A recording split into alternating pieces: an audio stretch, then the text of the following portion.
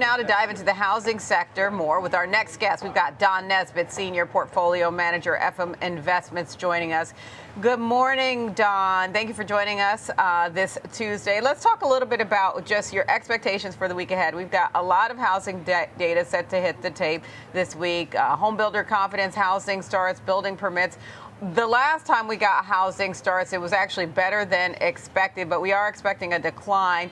What sticks out to you in terms of your radar that you're watching this week? Hi, Diane. Thanks for having me. As we know, one of the issues with the housing market is it is bifurcated. It's two different markets, and the first-time home buyers having a very difficult time.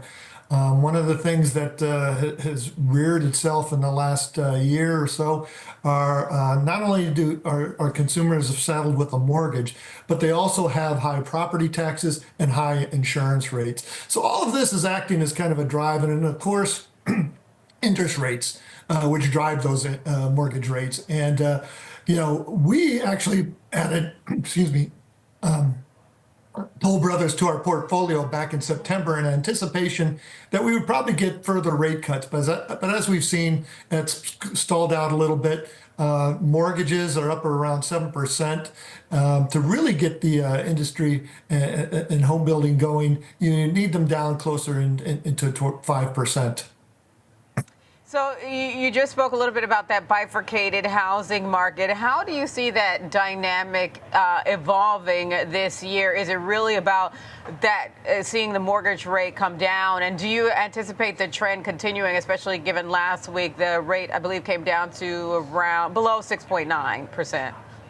Yeah. We seem to be stuck there. As I said, the Fed is on hold now. It appears to be on hold with the inflation numbers.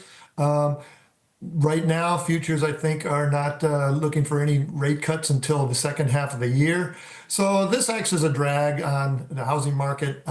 Also, as one of the other things we've talked about is the fact that a lot of present homeowners are locked into very low mortgages, so that's keeping them from moving.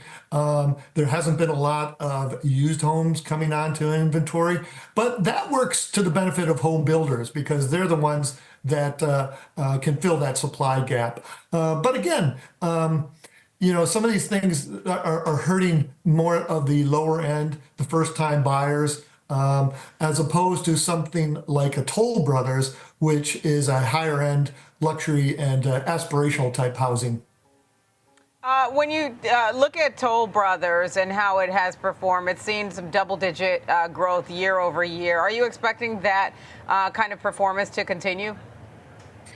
Yeah, they had a good fourth quarter fiscal year. I think sales were up something like 30%. So again, they're not seeing the slowdown that you're seeing with the first time and the entry level home builders. That they're doing a little bit better here. Their margins are healthy and could possibly improve here. So yeah, we're and as you mentioned, when you look over the last 5 years, which has been difficult for the housing industry, they've been showing 30% DPS growth. And given the challenges with regard to inventory, it's a consistent theme we've heard for feels like years now, honestly. Do you expect companies like Toll Brothers and just the builders to be able to maintain pricing power, or are they going to have to do these incentives that they've been doing? Yeah, that's a good point, Diane. They have been offering more incentives, but hopefully they can start to roll back on that again. But again, I mean, a lot of this centers on the consumer and interest rates. The consumer is healthy. Again, the established consumer, the older consumer with homes, they can move up. They can afford some of these more luxurious homes. It's the first-time entry buyers that we're worried about. And again, the mortgage issue is compounded by these other additional costs in terms of insurance and higher property taxes. Speaking of costs, last week we got new data on the inflation front. It was hotter than expected. and one of those that came up, because often you do see a reset in January of different things like insurance. You just mentioned that. Do you expect that pricing pressure to still be an issue, especially when it comes to potential first-time home buyers?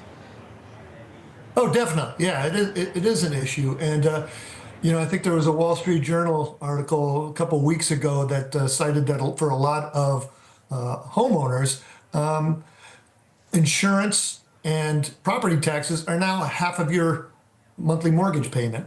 It used to be the focus on the mortgage payment, but when you've got these Yep. additional costs, it does make it a little bit more onerous to own a home. And then let me ask you about your views, especially in the context of that data that we got recently. How much does it matter, the expectation versus what actually happens with regard to the path forward for the Fed and its rate cutting cycle?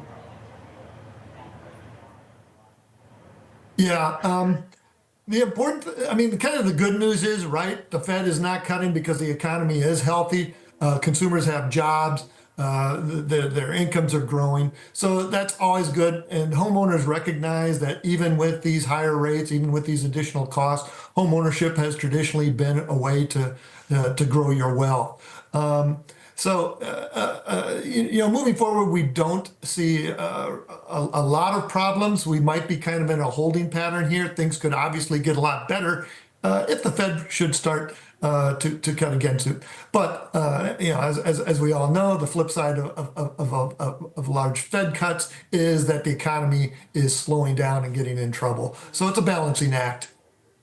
It is a balancing act, and I know the goal or the desire of many is to achieve that soft landing. All right, Don Nesbitt, FM Investments, with an outlook on the housing sector and what to expect from Toll Brothers. Thanks a ton, Don.